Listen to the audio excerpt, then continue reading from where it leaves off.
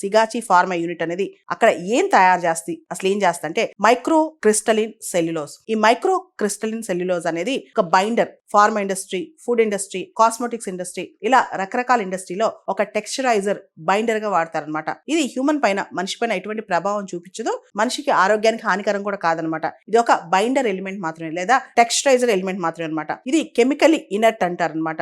ఇది pharma, food, cosmetics ఇలా రకరకాల ఇండస్ట్రీస్ లో వాడతారు. ముఖ్యంగా ఫార్మా ఇండస్ట్రీస్ లో టాబ్లెట్ల తయారీలో ఇది ఎక్కువ వాడతారు అనమాట. ఎందుకంటే ఆ డ్రగ్ ఏదైతే డ్రగ్ ఉందో, ఆ కెమికల్ ఉందో, దాన్ని హోల్డ్ చేయడానికి ఒక బైండర్ లా, ఒక టెక్స్చరైజర్ లా ఉంటుంది అనమాట. మనందరూ తెలుసు హైదరాబాద్ ఫార్మా హబ్, ఫార్మాసిటికల్స్ కి మనది ఒక హబ్ అనమాట. బోల్డ్ అని ఇన్వెస్ట్మెంట్స్ వస్తాయి, బోల్డ్ అని ఫ్యాక్టరీస్ కూడా వస్తాయి అనమాట. అండ్ హైదరాబాద్ లో ఇది ఎకానమీస్ ఆఫ్ స్కేల్ కూడా, అంటే తక్కువ లేబర్ ఖర్చు కూడా. కారణం ఏంటంటే ఇక్కడ చాలా మంది మైగ్రెంట్ లేబర్ కూడా వస్తారు. బెంగాల్ నుంచి కావచ్చు, బీహార్ నుంచి కావచ్చు, రకరకాల ప్లేసెస్ నుంచి వచ్చి ఇక్కడ పని చేస్తూ ఉంటారు అనమాట. మనం చూస్తే ఈ రీసెంట్ గా జరిగిన యాక్సిడెంట్లు, ఈ యాక్సిడెంట్ లో, సిగాచి యాక్సిడెంట్ లో అందరూ కూడా మైగ్రెంట్ వర్కర్స్ ఎక్కువ మంది కూడా. వీళ్ళందరూ బీహారీస్, బెంగాలీస్, వీళ్ళందరూ అనమాట.